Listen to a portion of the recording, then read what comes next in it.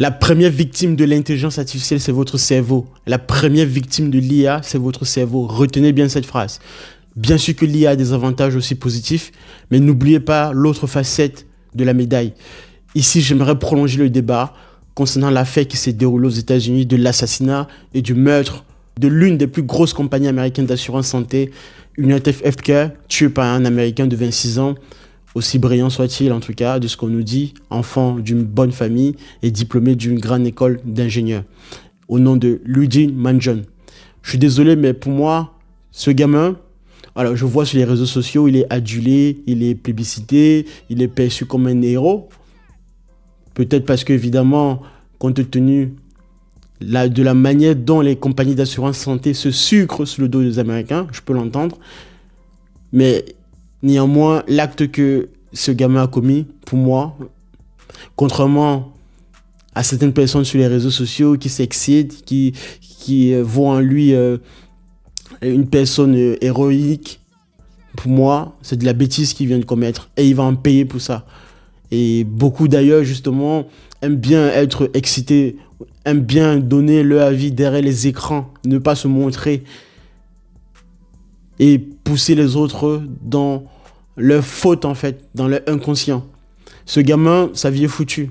Alors, avait-il conscience de ça? Je ne sais pas. Mais dans tous les cas, beaucoup d'entre vous qui sont derrière vos écrans, qui applaudissez des deux bras, des deux mains, de la tête aux pieds, j'en sais quoi, n'auraient jamais commis cet acte.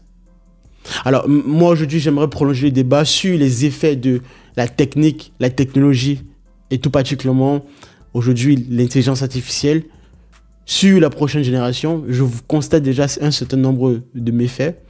Et aujourd'hui, j'aimerais discuter de cette partie-là.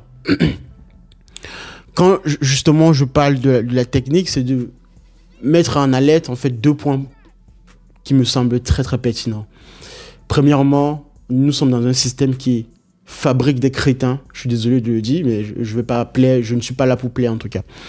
Un système qui fabrique des crétins et quand bien même vous n'êtes pas crétin, que vous essayez de vous en sortir, vous serez poussé à la faute, vous serez poussé à commettre des bêtises irréversibles sous l'œil omniprésent d'un système techno-sophistiqué.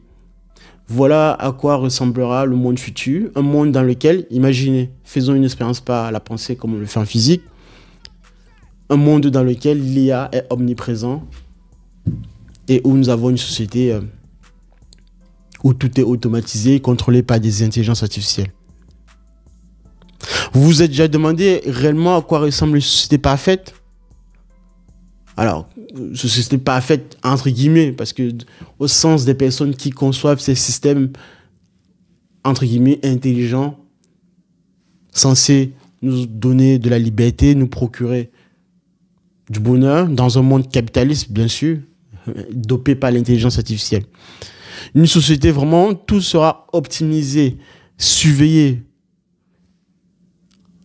Et je crois qu'il y a déjà plein de documentaires, plein de séries, plein de films qui montrent à peu près déjà certains effets qui pourraient corroborer mon propos. Mais ici, on va sortir un peu de cet aspect cinéma. On va rester vraiment un peu dans un aspect de réflexion pour pouvoir avoir du recul, prendre du recul nécessaire et mieux comprendre ce qui nous attend. D'un côté, vous avez des gens qui deviennent de plus en plus cons, comme je l'ai dit. Tout est pensé pour que vous soyez, vous et moi, pour que nous soyons distraits, manipulés, dépendants. Et de l'autre côté, ceux qui essayent de sortir du système ou simplement essayent de s'en sortir au quotidien, ces personnes, en fait, pètent un câble. Ça passe, par exemple, lorsque vous recevez des courriers au quotidien. En France, par exemple, si vous êtes entrepreneur ou salarié ou une personne honnête, tout simplement, vous avez l'impression d'être broyé par le système, par des taxes. On vous sort des réglementations que vous-même, vous ne comprenez pas réellement de quoi il s'agit. Et ces personnes, en fait, finissent toujours donc être broyées par un système techno-sophistiqué. Puisque plus la technique avance, plus la sophistication aussi se complexifie. Donc les choses dont au départ on nous disait que c'était censé nous libérer, nous alléger d'un poids administratif, au final on se rend compte que non, les processus deviennent de plus en plus lourds. Vous, aujourd'hui, par exemple, vous demandez une pièce d'identité, un renouvellement, on vous fait perdre du temps pendant 5-6 mois, alors qu'on est censé être dans un monde de rapidité, d'instantanéité, d'envoi d'argent, des échanges, etc. Donc aujourd'hui, nous allons parler de ça. Premièrement, donc, la fabrique à crétins. Ici, je veux mettre en exergue le fait que l'IA, de l'autre côté obscur de la facette de la médaille, l'IA tue la réflexion. J'ai déjà vanté les mérites de l'IA, donc aujourd'hui, j'aimerais plutôt vous alerter sur l'autre partie. La première victime de l'IA, comme je l'ai dit, c'est notre cerveau, c'est votre cerveau. Et je le dis, vous avez bien entendu, pourquoi réfléchir, pourquoi faire un effort quand une IA peut tout faire à votre place? Vous avez remarqué que plus la technologie avance, moins les gens savent faire des trucs basiques, tout simplement. Vous voyez ça? Ça, c'est une matrice, une collection de vecteurs. C'est ce qu'on apprenait en classe de terminale à peu près ou première. Aujourd'hui, pour voir ce programme-là, il faut quasiment choisir, et je dis bien, faire le choix expressément en classe de terminale, terminale spéciale ou SP, je crois, pour pouvoir faire le basique de ce que je vous montre là au tableau. Et je vous dis même pas que quasiment ils n'en font rien, parce que de ce qui est présenté dans les programmes, c'est quasiment du b.a.-ba qui n'est pas vraiment poussé à son extrême, parce que étant l'effondrement du niveau de mathématiques en France, mais pas que, mais en tout cas dans cette discipline, vous avez donc des élèves, des étudiants qui, bien sûr, arrivés en école d'ingénieur, ne savent même plus faire des additions, des multiplications, vraiment du basique. Et après, on s'étonne que la France ne soit pas en tête sur l'intelligence artificielle. Bon, bref. Du basique, tout simplement. Et de l'autre côté, ce qu'on nous montre, le programme est plutôt dans le sens de l'éducation sexuelle dès l'âge de 3 ans, 4 ans. Aujourd'hui, les gens ne savent plus chercher des informations. Ou alors, même en utilisant Google, les gens ont du mal d'ailleurs même de trouver l'information. Plus que Google, quasiment aujourd'hui, parce qu'il y a encore un effort d'aller entrer dans des pages web, lire vraiment les pages web pour donc faire un effort de réflexion. Ça, les gens ont encore du mal avec ça. Donc, on vous crée quoi? Des LLM, des grands modèles de langage, Large Language Model, ChatGPT, Gemini, Mistral. Vous tapez juste une phrase et en sortie, vous avez une réponse. Mais je le dis et je le répète, la phrase que vous entrez ou le prompt que vous tapez pour la machine, ce n'est pas une compréhension naturelle. C'est une succession de probabilités, un agencement de probabilités qui va mesurer la vraisemblance, en fait, au sens véracité, de votre phrase sous forme langage naturel. Et derrière, il y a les applications mathématiques, la conversion en vecteurs numériques, des vecteurs embedding, pour aller chercher les similarités dans le champ de données dans lequel le système d'intelligence artificielle est entraîné. Le vocabulaire de l'intelligence artificielle en question. Mais même avec ça, beaucoup de personnes aujourd'hui ne savent pas exploiter cette capacité parce que, évidemment, que n'ayant pas compris les bases de ce qui a amené de l'avènement de ces systèmes intelligents, les questions posées sont des questions stupides et ne vous étonnez pas qu'en retour, l'IA vous répondra toujours. Mais la question est de savoir est-ce que la réponse que vous aurez sera une réponse pertinente. Parce que pour lui, une fois de plus, ce n'est pas une compréhension au sens langage naturel, français, anglais, chinois et tout ça. Comme vous et moi, comme je parle là actuellement, c'est une succession de probabilités, donc de mots qui ont été indexés par des probabilités derrière, des occurrences, pour pouvoir être projetés sur votre interface. Donc, pour vraiment exploiter, et ça je vous le donne comme astuce et conseil, exploiter vraiment à fond ces outils-là, il faut avoir un raisonnement logique qui est toujours la base et qui restera toujours la base de réflexion. La réflexion, c'est vous. L'information ou le travail que devra faire la machine, l'intelligence artificielle, c'est vous qui devrez dicter là où il devrait chercher l'information. Après, vous posez des questions logiques et sensées. Et la logique, en philosophie, des matières de ce genre, on n'en fait plus. Le raisonnement mathématique et tout le reste, heureusement par occurrence, par l'absurde, ça, ce n'est plus du tout vu à l'école. Vous ne savez plus écrire correctement, bien sûr, parce que votre correcteur orthographique fait le taf. Aujourd'hui, pour envoyer des mails en entreprise, quasiment la plupart, on l'a déjà tous fait. Avant d'écrire aujourd'hui, on va copier, coller notre brouillon, le mettre dans un correcteur. En soi, ce n'est pas mal, mais ça dénote quand même une perte de contrôle dans l'écriture, une perte de contrôle de sa pensée, de sa rigueur, de son sens naturel. Parce que, évidemment, le jour où il n'y aura plus d'Internet, imaginons, deux fois on peut constater qu'il suffit de couper pendant 1 minute 2 ou 3 réseaux sociaux pour que les gens commencent à péter un câble. Mais auparavant, comment on faisait? Voilà donc ce qui crée, entre guillemets, des individus dépendants à la machine, dépendants au système. Vous ne savez même plus cuisiner parce qu'aujourd'hui, il suffit de commander en ligne et on est livré en 2 ou 3 minutes.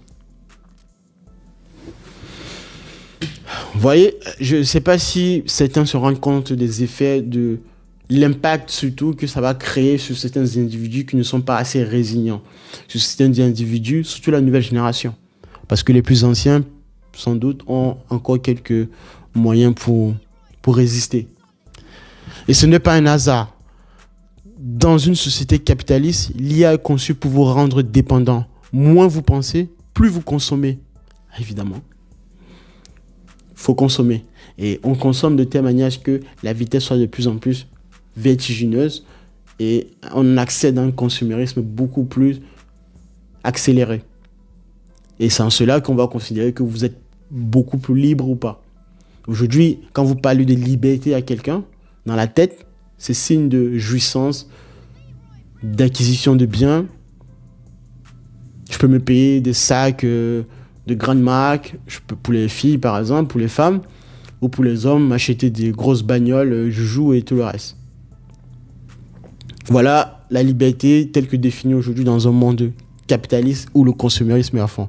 Et moins vous réfléchissez, bien évidemment, parce que vous êtes plus dépendant de ces systèmes-là, de ces outils. Et plus vous acceptez le monde tel qu'il est. Le résultat, c'est quoi la fin des courses? Une masse de crétins dociles, incapables de remettre quoi que ce soit en question. Ça vous choque peut-être? Tant mieux, parce que c'est exactement ce qui se passe. Parce qu'au final, quand on dit crétin, ce n'est pas forcément crétin et on s'arrête là. Non, c'est de créer des crétins dociles. Des gens qui vont, malgré eux, des idiots utiles, comme on pourrait dire, légitimer d'ailleurs ce système.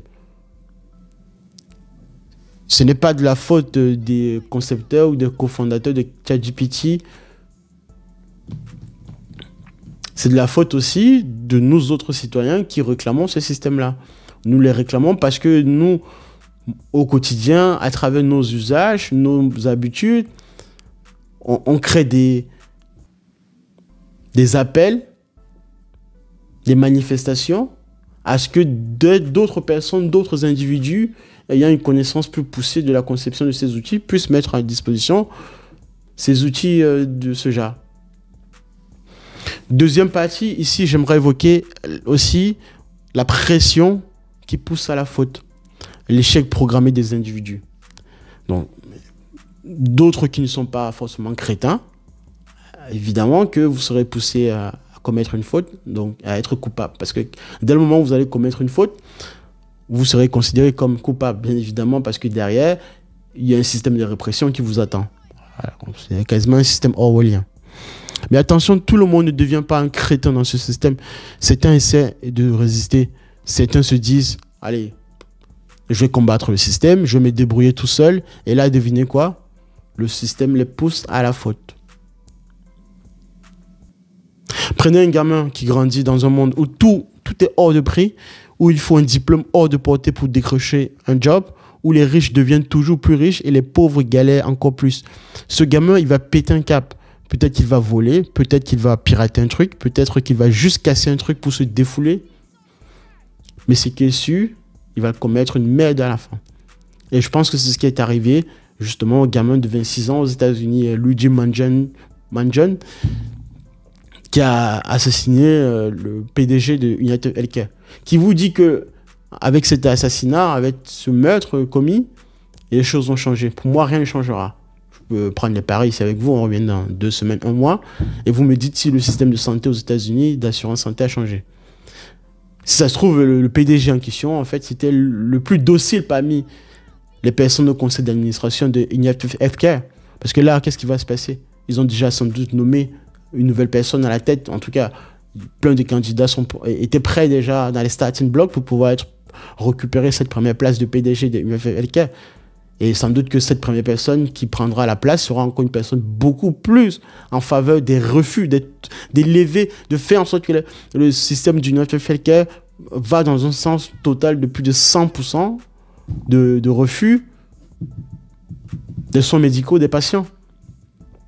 C'est ce que j'alertais déjà dans une vidéo. Bien sûr qu'il faudra une régulation tôt ou tard de l'IA, ça c'est évident. Mais la question est de savoir où mettre les limites, les bornes. Parce que certains individus vont voir, quand vous prenez les grandes compagnies, donc ici en l'occurrence une grande compagnie d'assurance santé, qui va profiter pour l'instant du fait que, par exemple, l'IA n'est pas encore régulée, concevoir des systèmes d'intelligence artificielle hyper sophistiqués, dont le rôle premier, la rationalité, j'ai déjà fait dans une précédente vidéo, ce que l'on appelle la rationalité dans le champ de la conception d'une solution d'intelligence artificielle. Ici, la rationalité est beaucoup plus pratique. Donc, on ne va pas épiloguer dans l'intersection de plusieurs disciplines telles que les mathématiques, la philosophie, la psychologie, la psychanalyse et tout le reste. On va prendre un cas pratique de ces disciplines-là, l'intersection, et à la fin, nous sommes dans un monde quantitatif.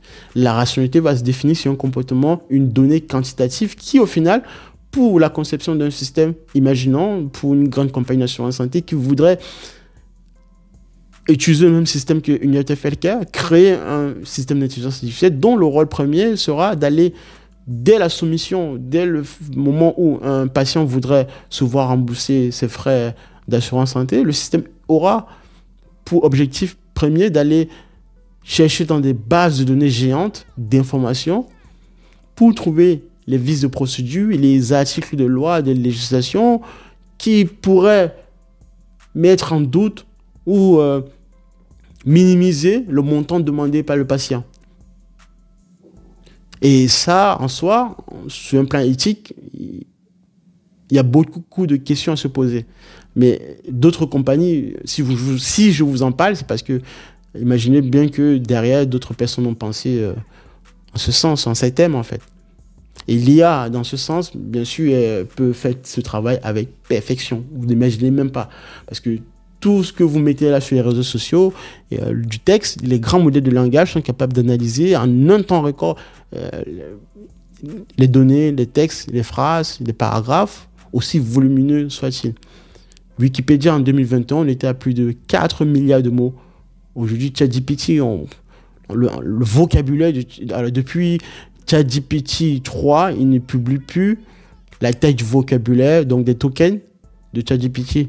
Et des informations que j'ai, on est dans des chiffres très très exponentiels. Du milliard, bien évidemment. Et plus on en avance, plus on va vers l'IA générale, plus on va vers des systèmes beaucoup plus sophistiqués. Donc, ces entreprises en question ont des grands cabinets d'avocats. Ces grands cabinets d'avocats, il suffit, la technique, je vous le dis toujours, avec la technique, on peut tout concevoir.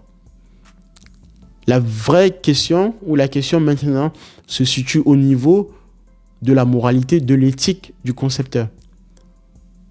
Et après, cette éthique va être confrontée, va être entrechoquée avec l'éthique et la moralité des utilisateurs.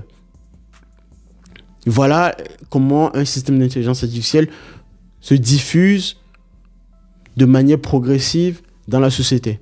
Si moi aujourd'hui, si moi ou vous, par exemple, vous souhaitez créer une IA, un chatbot, un assistant virtuel, quel que soit votre niveau d'érudition, quel que soit votre niveau avancé de technique, vous avez des biais. Votre système aura des biais parce que votre vision de vue de la société, du monde, n'est pas la même que l'ensemble de vos utilisateurs. Donc, vous pourrez toujours avoir une bonne moralité, peu importe, là n'est pas le souci. Mais pour un utilisateur quelconque, je pourrais toujours trouver, et ça c'est un quantificateur d'existence en mathématiques justement qui nous permet d'affiner ça. Il y aura toujours un utilisateur pour qui, dans un point, dans un champ d'application de votre chatbot, trouvera de quoi dire en termes négatifs ou d'amélioration, mais de toute façon, un point qu'il estimera ne pas être en accord avec sa vision. Parce que, évidemment, vous avez des biais. C'est naturel, nous sommes des humains. Donc, maintenant, ce qui va se passer, c'est quoi? Vous allez recevoir des feedbacks qui est donc la vision de vue de l'autre utilisateur ou de certains utilisateurs. Et voilà comment, au fur et à mesure, en fonction des corrections que vous allez apporter au système, voilà comment votre système d'intelligence artificielle va évoluer et se diffuser de plus en plus dans la société. Mais si à la base, vous prenez quelqu'un qui avait déjà des intentions mauvaises, de mauvaise foi, comme on le dit aux États-Unis, de ne pas rembourser dès le début, dès l'entame, dès la soumission d'une indemnité d'un patient, vous avez quoi? Vous aurez des systèmes tels que les grandes compagnies d'assurance santé se targuent d'avoir. Et d'ailleurs, c'est ce qui fait leur chiffre d'affaires. Et là, c'est le moment où le système capitaliste dopé à l'IA se retourne contre vous. Parce que quand vous allez commettre une faute, aller tuer quelqu'un, en estimant que c'est ce PDG qui était la cause, d'après vous, même si d'après moi, c'est la mauvaise manière d'agir. Bon, je ne suis pas là pour donner des conseils, mais vous voyez bien à quoi je fais référence. Des caméras intelligentes, les logiciels de reconnaissance faciale, les analyses comportementales. Vous croyez pouvoir échapper, mais tous ces systèmes-là vont permettre de vous choper, de vous arrêter en un instant record. Vous utilisez un téléphone portable, vous utilisez déjà un outil, un appareil, un device, entre guillemets, qui envoie des ondes électromagnétiques, qui captent un émetteur et un récepteur en même temps. Donc, ne croyez pas que vous êtes caché. Donc, vous allez être poussé à la faute. Impossible pour vous de vous cacher. Et le système sait où vous êtes, ce que vous faites et même ce que vous pensez. Voilà en quoi c'est plus grave. Parce qu'on l'a maintenant, l'IA, enfin, avant l'IA, quelque part. Bon, je pense que certains avaient déjà vu la trajectoire. Mais avec l'IA, on va se rapprocher de plus en plus de ce sens-là. J'aimerais aussi évoquer un autre point sur la technologie comme juge, jury et bourreau. Voilà où on arrive. Un monde où la technologie remplace la justice. Mais peut-on vraiment parler de justice quand c'est une IA qui décide si vous êtes coupable ou non? La notion de biais, je vous en ai parlé. Aux États-Unis, il y a déjà des algorithmes qui déterminent la peine d'un prisonnier. Oui, vous avez bien entendu, vous êtes jugé par une machine, mais ces algorithmes sont bourrés de biais. Vous êtes pauvre, vous êtes noir par exemple, et si vous êtes en colère, je pense que je n'ai pas besoin de vous faire un dessin. Pas de bol, l'IA vous considère comme un risque. Ça, c'est démontré. Hein. Vous pouvez faire vos recherches en ligne, je vous laisse aller regarder vite fait. Même si on nous dit que derrière, il y a un juge qui prononce une peine, mais sur la base de quoi? Sur la base des recommandations d'une machine. Et la machine qui prend des décisions sur un ensemble de données qui ont été traitées, analysées, manipulées par des humains. Et ces humains-là avaient des biais, ont des biais. Et en général, dans ce genre de système, dans un système où le racisme et plein d'autres discriminations de ce genre règnent, vous imaginez bien que des biais, il y en a vraiment à merveille. Et ce n'est pas juste les tribunaux. Chaque détail de votre vie est surveillé. Vous traversez hors des clous, amende automatique, les radars automatiques aujourd'hui. Vous êtes automobiliste, je pense que vous voyez tout de suite les effets dont je parle, comme exemple. Mais des tas d'exemples comme ça. Imaginez, multiplié par des facteurs fois 10, fois 15. Vous roulez trop vite, clic, hop, votre compte est débité. On vous appelle citoyen, mais en réalité, vous êtes juste un code dans un système qui n'a aucune foutue pitié. Voilà. Je vais m'arrêter là, je pense que j'en ai assez dit. Voilà où on en est exactement. Une société capitaliste qui, grâce à l'IA, fabrique des crétins pour mieux les contrôler et des coupables pour justifier son pouvoir. Parce que si vous êtes coupable, ça pourra faire... vous devenez le fait-valoir du système, effectivement, du fait que le système se comporte bien, parce qu'évidemment, il y a des individus comme vous qui commettaient des meurtres en pleine rue de Manhattan, des tueries. Et les crétins en face, certains qui n'auront pas compris la chose, seront leurrés et penseront que le système travaille bien. Alors, que fait-on? Est-ce qu'on accepte de devenir des zombies qui consomment sans réfléchir? Est-ce qu'on laisse un système techno-sophistiqué nous condamner pour des erreurs qu'il nous pousse à commettre? Ou est-ce qu'on se bouge réellement? Parce que oui, il est encore temps de foutre tout ce bordel par terre et de reconstruire autre chose. Je vous dirai dans une prochaine vidéo. La question est simple. Êtes-vous prêt à agir? Ou est-ce que vous allez attendre de devenir une statistique dans une base de données? Réfléchissez bien parce que demain, il sera trop tard. Moi, aujourd'hui, ce que je vous conseille, comprenez à la base déjà comment ces outils fonctionnent et ayez moins des stimuli quant aux notifications, quant aux sujets, quant aux informations envoyées dans les différents réseaux sociaux. Vous devez être moins dépendant de ces réseaux sociaux, moins dépendant de cette technique et prendre du recul tout simplement. Mais prendre ce recul-là, je sais, c'est difficile pour cette nouvelle génération qui est née dans l'Internet, qui est née dans la baignoire de l'information, du big data. Malgré tout, il faudra passer par... C'est comme entrer en désintox, mais ici, l'alcool bu, c'est l'information du garbage en fait. Donc il va falloir consommer l'information d'une autre manière, revenir au réel, au tableau avec une craie, prendre des bouquins, s'instruire. Voilà déjà à peu près des méthodes de stabilité mentale que je vous donne.